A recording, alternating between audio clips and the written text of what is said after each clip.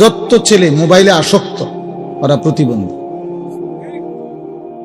আমি বললাম মানসিক ভারসাম্য, ওই যে ও হাসে দেখেন, এই যে ওর সামনে, অথচ ওর পিছনে যিনি উনি চাচা, বয়স্ক মানুষ, কিন্তু ওর বিবেকের মধ্যে কোনো অনুভূতি নেই যে উনি চাচা আমাকে দেখলে কি মনে করবে, কি মনে করবে, এটা আমার মন চাইছে আমি দেখব মোবাইল চাই।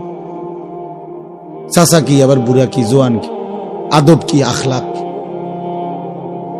ভদ্রতা কি, আবার জীবন চলার মধ্যে ব্যবধান কি, 24 ঘন্টা একরকম।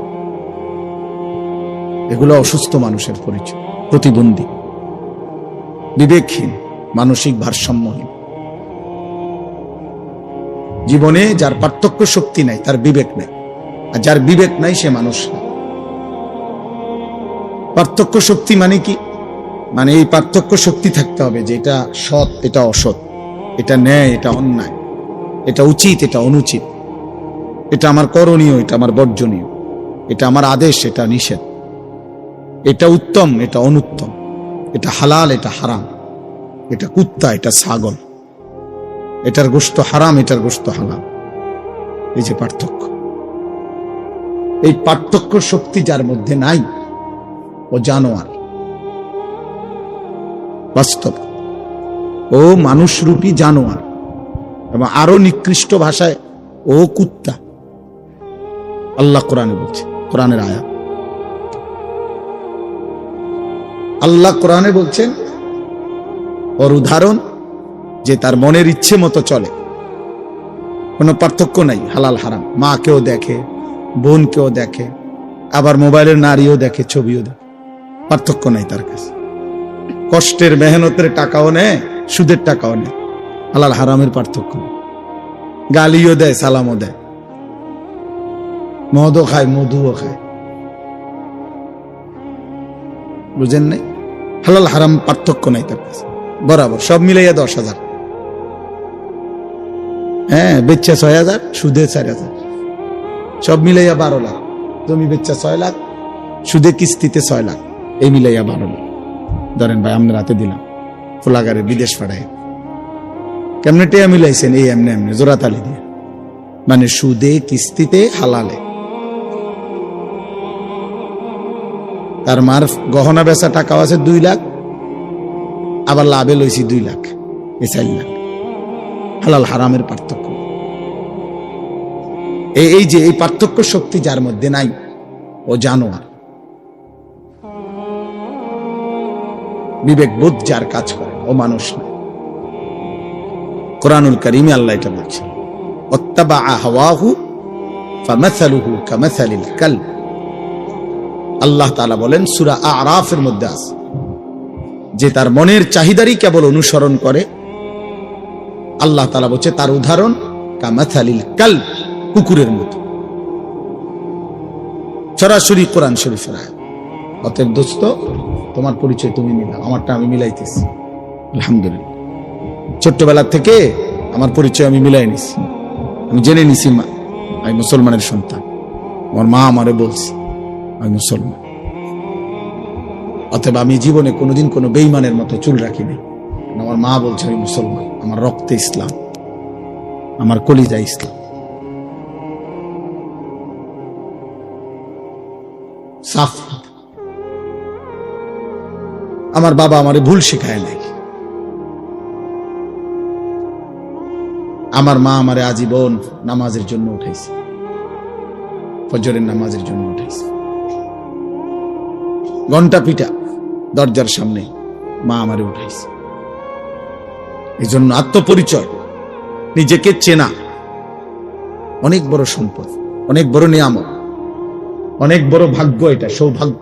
আমি চিনেছি যে আমি কে।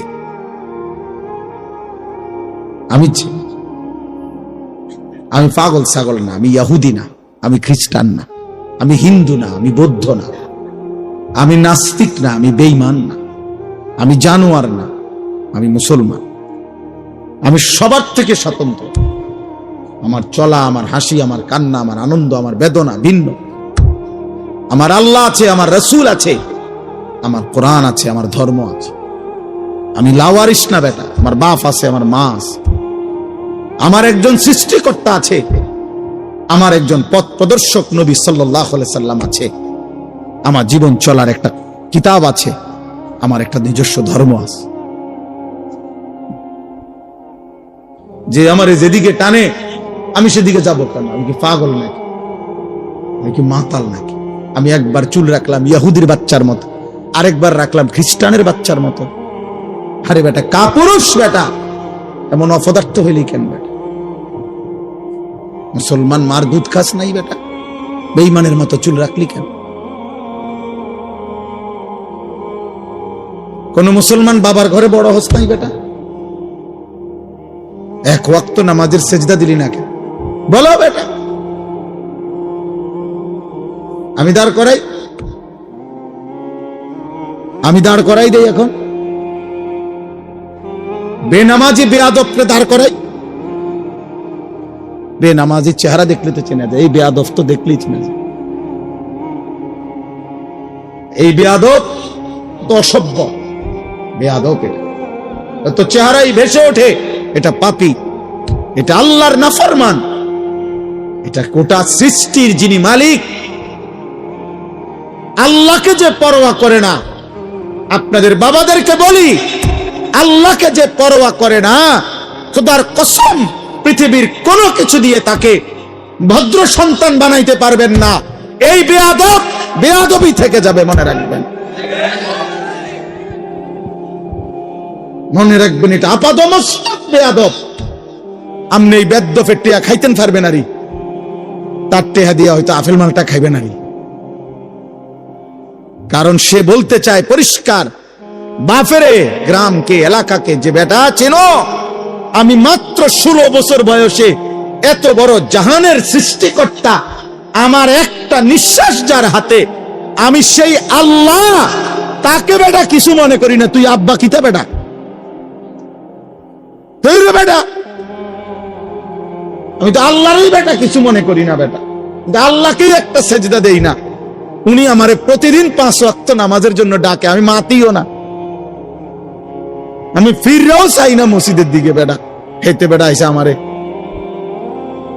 অনুগত বানাইবা বেটা, আমি তো আল্লাহকে কিছু মনে করি না। তাহলে এই বেয়াদব কি ছোটখাটো বেয়াদব? হ্যাঁ, এই বেয়াদব রে মানুষ বানাবে কে? বাংলা বই দিয়া এতে মানুষ, হ্যাঁ, পদার্থ বিজ্ঞান দিয়া। পদার্থ বিজ্ঞান মানুষ বানানোর লেগে লিখছে। পদার্থ বিজ্ঞান তো পদার্থ শিখাবার জন্য না লিখছে। জীববিজ্ঞান কি মানুষ বানাইবার জন্য লিখছে? তো জীববিজ্ঞান শিখাবার লেগে না লিখছে। রসায়ন বিজ্ঞান কি মানুষ বানাইবার জন্য লিখছে? কথা বলে না তো। অঙ্ক বইটা কি মানুষ গড়ার জন্য লিখছে? ইংরেজি বইটা কি মানুষ বানাইবার জন্য লিখছে? ইংরেজি শিখানোর জন্য লিখছে। কোরআন রব্বে করিম বলছে, আমি এই কোরআন নাজিল করেছি মানুষ বানাইবার জন্য। কোরআন মানুষ বানায়, কোরআন ইনসান বানায়। অতএব কোরআন থেকে বিচ্ছিন্ন যে জীবন, ও মানুষ হয় নাই, উপার্জনকারী প্রাণী হইতে পারে, ইকোনমিক্যাল অ্যানিমেল। নওজোয়ান তোমরা জেনারেল পড়ুয়ারা দেখো, খবর লাগাও, এখন না খবর নাও, এখন সার্চ করো গুগলে, দেখবা ইউরোপের স্লোগান কি। বস্তুবাদের স্লোগান হইল, ক্যাপিটালিজমের স্লোগান হইল, পুঁজিবাদের স্লোগান হইল, ম্যান ইজ ইকোনমিক্যাল অ্যানিমেল। মানুষ একটি অর্থনৈতিক প্রাণী, এটা একটা জীব। মানুষ একটি প্রাণী যার জীবনের মাকসাদ উপার্জন। ইকোনমিক্যাল অ্যানিমেল, অর্থনৈতিক প্রাণী। বেঈমান আমাদেরকে শেখাইছে, ইউরোপ আমগরে সবক দিছে, তোমার জীবনের উদ্দেশ্য যে কোনো পন্থায় উপার্জন বাড়াও। এটা পড়ো, এটা শেখো। এখন কত বেতন? 12,000। এটা শেখো নিশ্চিত, প্রথমেই প্রথম বেতন 30,000। এই যে টাকা মানে এটা রাখো, এটা এখানে সর্বোচ্চ 3 মাসের ট্রেনিং নাও, তোমার প্রথম বেতন, স্টার্টিং বেতন 60,000। এই হিসাব আমার প্রত্যেকটা হিসাব বইয়ের। হ্যাঁ, আমার পুঁজি খাটাইলাম 12,000, যাইয়া থুইয়া থাকবো কত, লাগবে কত, তাহলে একটু পরিশ্রম করলে আশা করা যায় 12,000 টাকা, আশা করি 60-70,000 টাকা থাকবে। এই 24 ঘন্টা জীবন বেঈমান বানাইছে তোর জীবনটাই, তোর ব্রেন, তোর মাথা, তোর বুদ্ধি, বিবেক, বিবেচনা শুধু টাকা মিলা, টাকা মিলা। আর আল্লাহর কোরআন বলছে জীবন বানাও, মালিক চিনো। তোমাকে আরেকটা জায়গায় যেতে হবে বান্দা, তুমি বোঝো কিংবা না বোঝো, মনে থাকুক আর না থাকুক, তোমার এক জায়গায় যাইতে হবে, সেটা আখিরাত।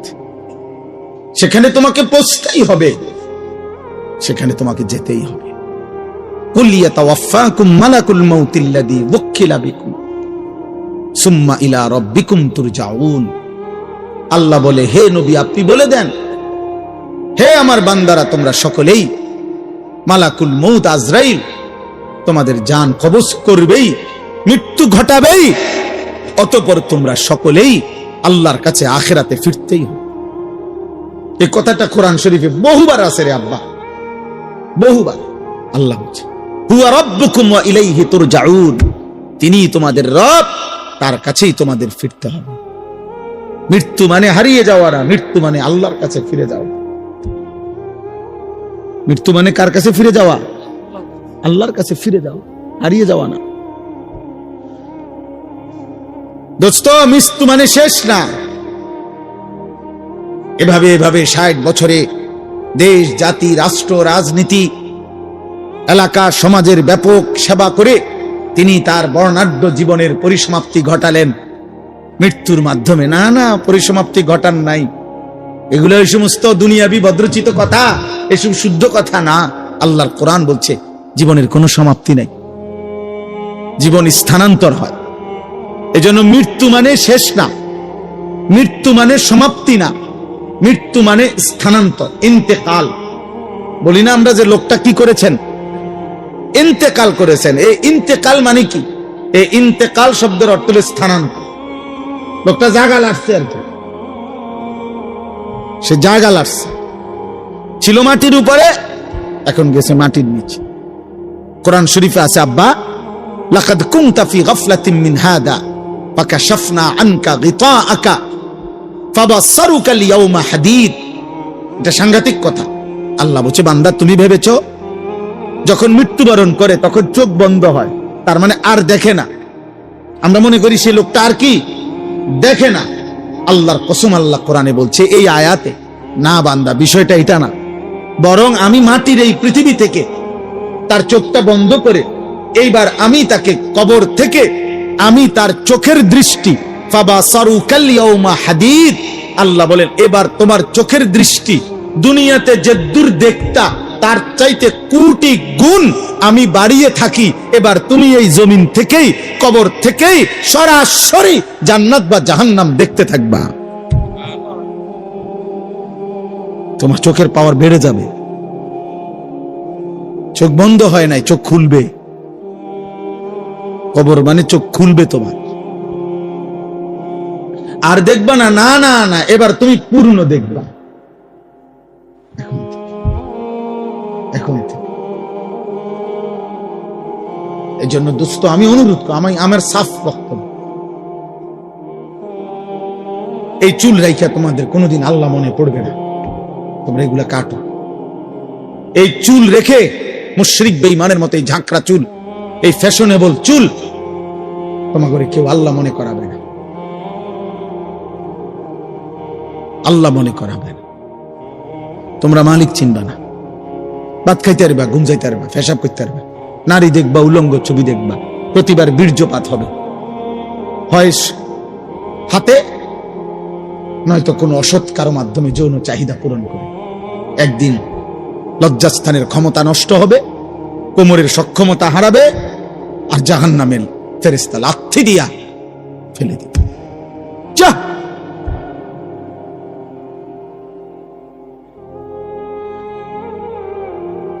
মৃত্যুকে তো তুমি ঠেকাইতে পারতা না ভাই। আমার কিশোর, আমার নওজোয়ান চেহারাগুলো কালো বানাই ফেলছে। মুসলমানের ঘরে ইমানদারের সন্তান আর একটু ফুটফুটে হওয়ার, ইমানদারের সন্তান মুসলমানের ঘরের বাচ্চা আরো দয়া মায়া হওয়ার কথা। কসম খোদার, তোমরা, আমি বাদ দেই, তোমরা তোমাকে গ্রামের একজন বিবেকবান চাচা দাদা ওনারে জিজ্ঞাসা করো, ওনাগরে দেখাও, এখানে দাঁড় করে, তোমরা অগণিত ছেলে এখানে বসছো, ওনারা দেখলেও বুঝবে তোমাদের চেহারা কালো না সাদা। চেহারার মধ্যে গুনার কালিমা, আল্লাহর কসম এই কোরআন ধরে বলছি, সাহাবাই কেরাম বর্ণনা করছেন, কিতাবে আছে, প্রত্যেকবার গুনাহ, প্রতিটা গুনাহ, আমি কিংবা তুমি, প্রত্যেক গুনার সাথে সাথে চেহারার মধ্যে একটা কালো রং পড়ে, খোদার কসম। ওই দেখেন, ওই ওরে দেখেন, এই চাদরওয়ালা বেয়াদব দেখেন, এই বেয়াদব খবরও নাই, হের মোবাইলে দেখতেছে, দেখছেন, হের কোন মানে কারে বলে হের খবর, হে আছে হের, বুঝছেন? এই আমি ছেড়ে দিতে, আমি আর প্রত্যেক দিন আব্বা এই নিয়ত করে ওয়াজ করি যে যাতে মানুষে কয় যে এই ডাকাইতা হুজুর আর কোনোদিন দাওয়াত দিয়েন, বুঝেন না ইউসুফ ভাই? এটা বুঝ করে, যাতে কেউ না কেউ খাইছে খাইছে, এরম আজরাইল মার্কা হুজুর তে বেড়া দো জাগাত ধরে বয়। আমার নিয়তে এটা, তুমি বদলাইতে হবে, তুমি বদলাইতে হবে, তুমি ফিরতে হবে আব্বা। তুমি জানো না আসমানের নিচে জমিনের উপরে এই কায়নাতের আল্লাহর সৃষ্টির মধ্যে যাকে আল্লাহ ঈমান দিবেন, খোদার কসম, যে শুনছে আমি মুসলমান, যে পড়তে পারে লা ইলাহা ইল্লাল্লাহ, এই কায়নাতের এর চাইতে বড় নিয়ামত আল্লাহর কসম আল্লাহর কাউকে দেয় না। তুমি জানো না আব্বা কত বড় ধন তুমি ফিরাই দিলে। রাসূলুল্লাহ সাল্লাল্লাহু আলাইহি সাল্লাম, আব্বা একটা কথা বলি, একটা ছেলে একটা বাবা ভাইবেন, আল্লাহর নবী সাল্লাল্লাহু আলাইহি সাল্লাম আল্লাহর বন্ধু, আল্লাহর মাহবুব, আল্লাহর হাবিব, আমার আল্লাহর কলিজার টুকরা নবী। আল্লাহ বলছে, বন্ধু আপনার জিহ্বা নড়লে আমার কষ্ট হয়, আপনার জন্য গোটা কায়নাত আমি সাজাইলাম। এমন বন্ধু পর্যন্ত আবু তালেব চাচার জন্য কি পরিমাণ কাঁদছে, দুই হাত উঠাইছে, আল্লাহ আমার চাচারে মাফ করে দেন। খোদার কসম কোরআন শরীফে আছে, আল্লাহ বলছে বন্ধু না, আমি মাফ করব না, হাত নামান, আমি ঈমান দেব না। কইছি দিতাম না, দিতাম না। আপনি বুঝেন ঈমান কত বড় নিয়ামত, যাকে আল্লাহ দিছে সে বুঝলেন না, যাকে আল্লাহ দেয় নাই কালেমা, তার জন্য খুদ মুহাম্মাদুর রাসূলুল্লাহ সাল্লাল্লাহু আলাইহি সাল্লাম চাইও নিতে পারে না। আপনি কেডা? আমি কে? আবু তালেবের জন্য ঈমান নবীজি চান নাই? কথা বলে না, চেয়েছেন কিনা বলেন না, তো নিতে পারছেন? তো এরপরে আল্লাহর প্রিয় আর কে? এর চাইতে বড় হাত কার? এর চাইতে দামি হাত কার? বলেন কোন হাত নামায় দিছে আল্লাহ?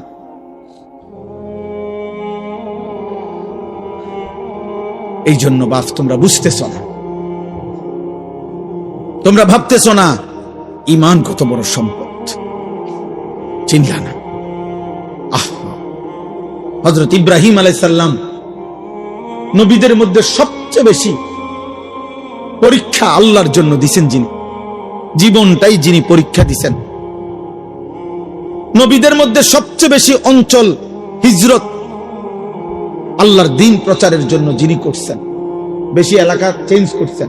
আল্লাহ কয়দিন পর পরেই কইছে, ইব্রাহিম এই জায়গা লারেন, মনে যান, ওখানে বলে ইব্রাহিম আলাইহিস সালাম বলছে, আসলামতু, মাওলা আমি মেনে নিলাম।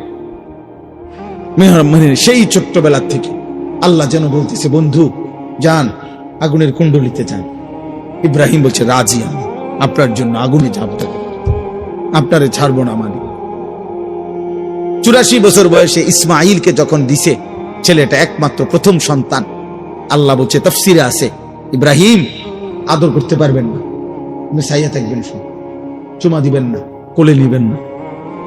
ইব্রাহিম আলাইহিস সালাম বলছে, আয় মাওলা আমি রাজি, আদর করব না, আপনারে ভালোবাসি। কয়দিন পরে আল্লাহ বললেন, বন্ধু এখন আর দেখবেনও না, এই বাচ্চা আপনার ইসমাইল আর তার মারে চোখের আড়াল করে দেন, দূরে দূরে দিয়ে যান, মরুভূমিতে দিয়ে আসেন।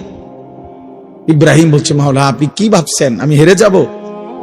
আমি হারতে আসি নাই মাওলা, আমি আপনাকেই ভালোবাসি, দিয়ে আসলাম, দেখবো না। কয়দিন পরে আল্লাহ বললেন, ইব্রাহিম এবার আর ছেলেটা দূরেও না, জবাই করে দেন, আমারে দিয়ে দেন, আমি দিচ্ছি, আমারে দিয়ে দেন, ফেরত দেন। ইব্রাহিম আলাইহিস সালাম বলছে, মাওলা আজও আমি হারবো না, আমি আপনাকে ভালোবাসি, এটা প্রমাণ করব। এই জন্য সত্যি সত্যি সন্তানের গর্দানে ছুরি রাখছে কিনা, দুষ্টামি করে, রসিকতা করে।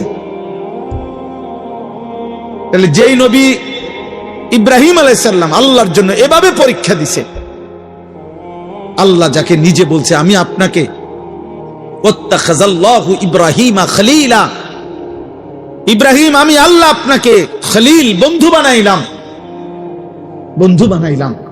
আরে ভাইয়া, আরে বাবা, সেই ইব্রাহিমের মতো বন্ধুও আল্লাহর কাছে বহুবার হাত উঠাইছিলেন, বহুবার। কোরআন শরীফে আছে, আল্লাহ আমার আব্বাটারে হেদায়েত দেন, আমার আব্বারে কালেমা দেন। আজও আল্লাহ বলছে না, দেব না, দেয় নাই, ইব্রাহিমের হাত ফিরাই দিছে। ইব্রাহিম আলাইহিস সালামের আব্বা কালেমা পড়ছে, আজও কোরআন শরীফে আছে কত আহাজারি ইব্রাহিম আলাইহিস সালাম করছে এই ওনার আব্বার জন্য। কতভাবে যে ডাকছে বিশ্বাস করেন, কত চোখের পানি ফেলছে ইব্রাহিম আলাইহিস সালাম। ইয়া আবাতি লিমা তা'বুদু মা লা ইয়াসমাউ ওয়া লা ইউবসিরু ওয়া লা ইউগনি আনকা শাইআ। বলছে, হে আমার আব্বা, আপনি কেমন মূর্তির পূজা করেন যেগুলো কিছু শুনে না, কিছু দেখে না, কিছু করতেও পারে না উপকার।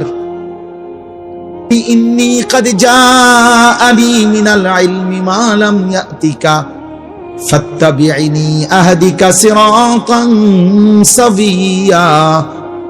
বলছে, হে আমার আব্বা, ইব্রাহিম নবী বলেন, আব্বারে আমার, আমার আল্লাহ আমারে আসমানি ইলম ওয়াহির দান করেছেন, আপনার কাছে আসমানি ইলম নাই বাবা, আপনি দয়া করে আমার কথাটা মেনে নেন, আমি আপনাকে সিরাতে মুস্তাকিম, জান্নাতের পথ দেখায় দেব।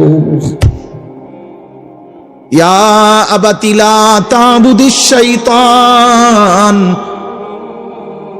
ইন্নাশ শাইতানা কানা লিররহমানি আসিয়া। আবারও বলছে, আব্বা আপনি শয়তানের গোলামি কইরেন না আব্বা, শয়তান আল্লাহর দুশমন ছিল। আবারও বলছে, ইয়া আবাতি ইন্নী আখাফু আন ইয়ামাসসাকা আযাবুম মিনার রাহমান ফাতাকুনা লিশ-শাইতানি ওয়ালিয়া। হে আমার আব্বা, আপনি যদি কালেমা ছাড়া কবরে যান, আমি বড় বেশি ভয় করছি আব্বা, আমার আল্লাহর আযাব, জাহান্নামের আযাব আপনাকে ধরে ফেলবে। কেমনে বাঁচবেন বাপ? এইভাবে প্রতিদিন বলতেন। আব্বা করতেছেন কি? আব্বা কালেমা পড়েন বাপ, কালেমা। কোন সুসন্তান তো বাবার জন্য এমনই দরদি হয়, কিন্তু আল্লাহ বলছে না, দেব না। এত আহাজারি, এত অনুনয় বিনয়, আল্লাহ বলছে না ইব্রাহিম, দেব না, হেদায়েত দিছে না। এই জন্য আব্বা তুমি বুঝো নাই, তোমার মালিক আমারে দয়া করে মুসলমানদের ঘরে জন্ম দিছে, তুমি বুঝো নাই, বিষয়টা আন্দাজ করতে পারো নাই, তোমরা ভাবতেও পারো নাই বাবা কি নিয়ামত মালিক দিছিল নিজের থেকে, তুমি ফিরাই দিলা। নামাজবিহীন মানুষ মোমেন থাকে না, কসম খোদার। এখানে অনেক আলেম আছে, তুমি জিজ্ঞেস করো। আল্লাহর নবী সাল্লাল্লাহু আলাইহি ওয়াসাল্লাম বলেছেন, মান তারাকা সালাতাম মুতাআম্মিদান ফাকাদ কাফারা। যে ইচ্ছে করে নামাজ ছেড়ে দিল সে কাফের হলো, ফাকাদ কাফারা। আল্লাহর নবী বলেছেন, ফারকু মা বাইনানা ওয়া বাইনাল কুফরি আস-সালাহ। ইমানদার আর কাফেরের পার্থক্য নামাজ, আগাগাড়া না। আগা কাটা সুন্নত। আগা কাটা কোনো মুসলমানই না, এটা একটা আমল শরীয়তে, ইসলামের একটি আমল। খতনা করা, খতনা বাচ্চা ছেলের কি করা, খতনা করা, এটা তো একটা পৃথক আমল। ইসলামের অগণিত আমল আছে, একটা বাচ্চার শুধু খতনা করাই আমল না, একটা বাচ্চার সুন্দর নাম রাখা এটা একটা আমল। একটা বাচ্চাকে কোনো মুরব্বী আল্লাহওয়ালা বুজুর্গ নেককার বান্দা দিয়া, আল্লাহর কোনো প্রিয় বান্দা দিয়ে একটু মধু খেজুর চাবাইয়া তার মুখে দেওয়া, এটা একটা আমল। একটা বাচ্চাকে 7 দিনের দিন আকিকা করানো, ছেলে হলে 2টা বকরি, মেয়ে হলে 1টা বকরি দিয়ে জবাই করে মেহমানদারি করানো, এটা একটা আমল। একটা বাচ্চাকে 7 দিনের দিন তার মাথার চুল কাইটা ওই চুলটুকু ওজন করে ওই পরিমাণ রূপা আল্লাহর রাস্তায় সাদাকা করা, এটা একটা আমল, এটা একটা আমল। একটা বাচ্চাকে 7 বছরের পূর্বে নামাজ চিনানো, আল্লাহ চিনানো, এটা একটা আমল, নবীজি বলেছেন।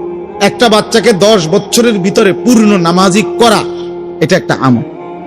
একটা বাচ্চাকে খতনা করা ছেলেকে, এটা একটা আমল। এতে বুঝি 10 বছর বয়সে যেদিন খতনা করাইছে হেতে মুসলমান হয়েছে, হ্যাঁ? তো এর আগে হিন্দু আছিল, তো হিন্দু হলে হেতের মসজিদে নিলেন কেন? কথা বলে না কেন? এর আগে তো তাহলে অন্য কি মুসলমান হয়েছে, আগে কি আছিল? মুসলমানই করাইছে, মানে মুসলমানই আবার করায় কেমনে? মুসলমান করে কেমনে? আবার মুসলমান তো হয় না, এটা তো একটা পরিচয় না। এই জন্য কোন ব্যক্তি ইমানদার না বেঈমান, এটা পার্থক্যের চিহ্ন হলো আল্লাহর নবী বলছে বেটা নামাজ, আসসালাত। অতএব আব্বা হিসাব নিলাম, হিসাব লাগাও। জানি না, আমরা জানি না, আমরা বুঝি নাই, আল্লাহ আমাদের কি ইমানের কি দৌলত দিয়েছে। আহা, যে পায় নাই তার জন্য নবী চাইয়াও পায় নাই। মানে আমার মূল বক্তব্য বলেই কথাটা বুঝানো। আরেকটা উদাহরণ, 950 বছরের একজন নবী, 950 বছর যিনি মানুষকে আল্লাহর দিকে ডাকছে। ওরে বাবা, 950 বছর খামখেয়ালি কথা। আমার ওয়াজের বয়স, আল্লাহর দয়া, এই কম বেশি মালিকের কথা বলার সময়টা 21 বছর। আজ আমার আর শরীর চলে না, আমার এই কোমরে 24 ঘন্টা ব্যথা করে। আমি ছোট লেখা, চোখে কম দেখি, গলায় সারাদিন ব্যথা করে, শরীরে খুব ক্লান্তি লাগে। যখনই সুযোগ পাই 20 মিনিটও শুয়ে থাকি, গাড়ির মধ্যে কাইট হয়ে থাকি, চুপ করে থাকি। সকালবেলা ঘুমাইলে বাসায় 2-3 জন লাগে উঠাইতে ডাক, মানে এতটা ক্লান্তি। আজ 21 বছরে কোমরেও ব্যথা, চোখেও ব্যথা, গলায়ও ব্যথা।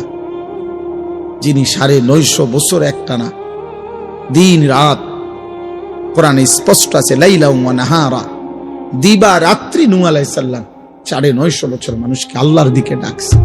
এই মানুষটা কি পরিমাণ কষ্ট করছে বলো না ভাই? 950 বছর বুঝো, আমাগো কয়জনের হায়াত একত্র করলে 950।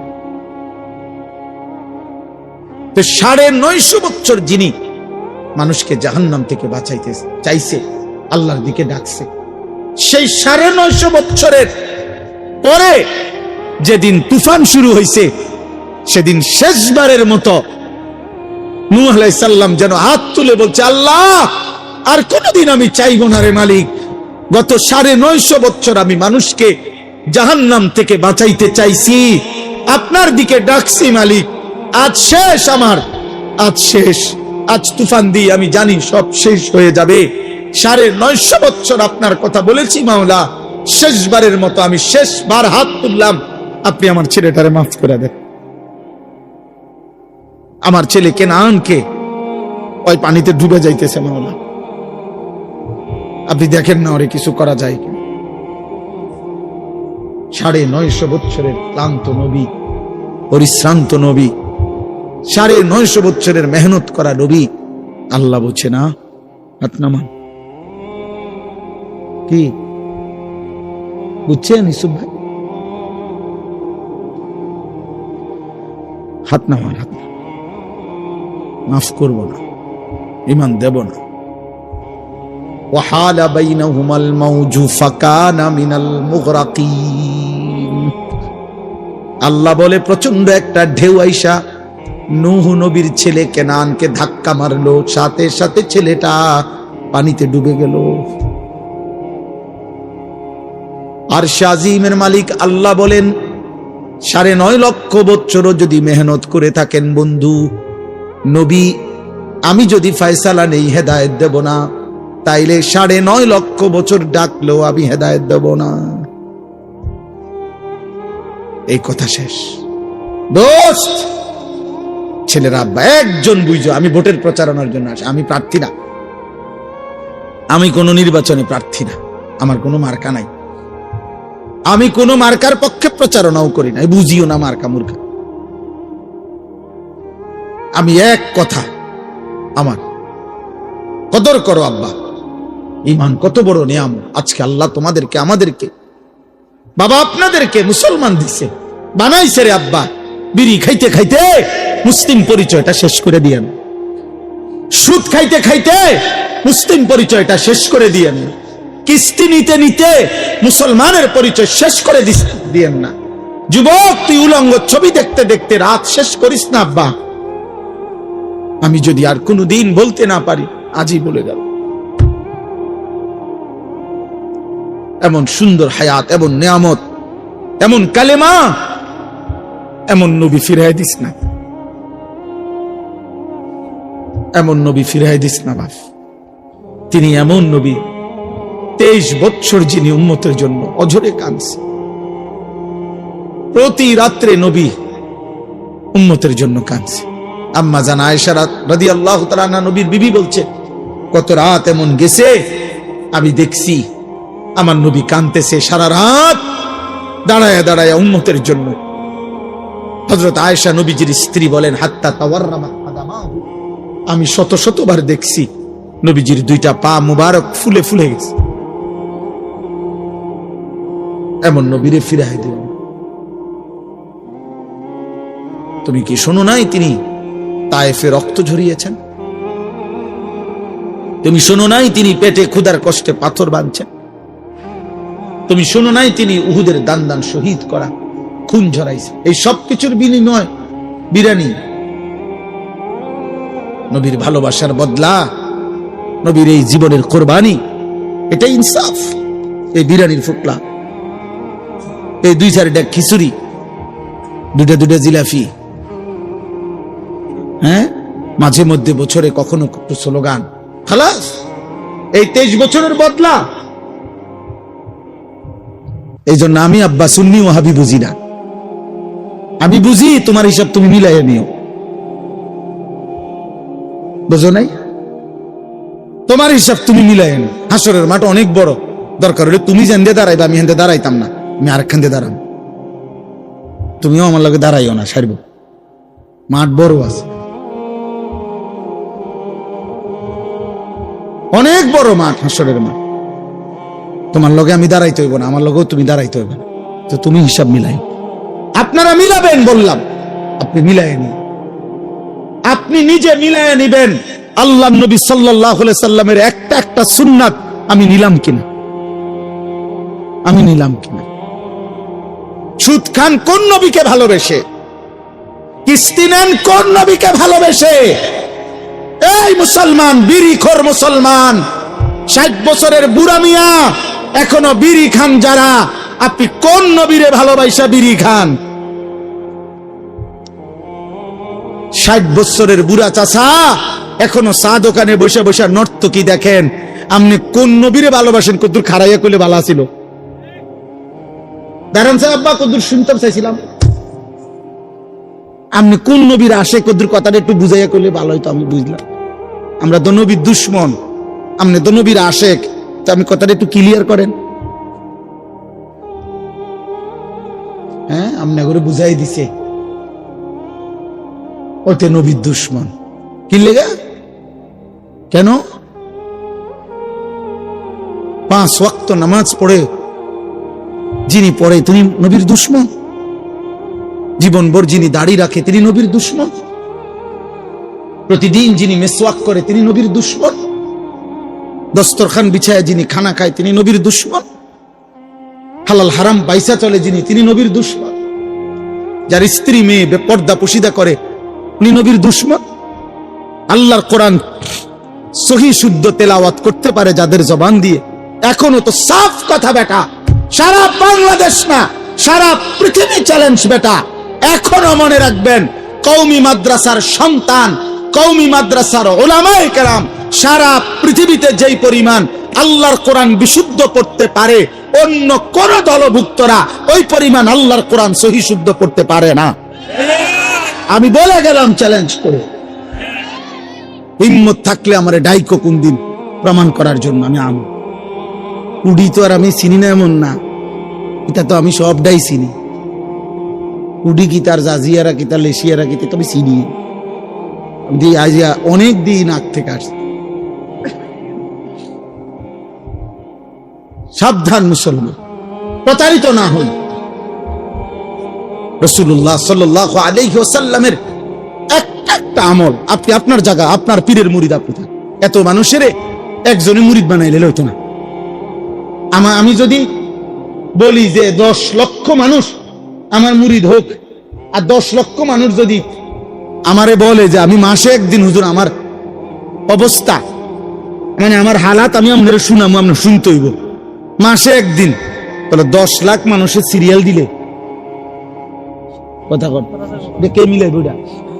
হ্যাঁ, আমি তো ফাগল হয়ে যাবো, আটক লাগবো।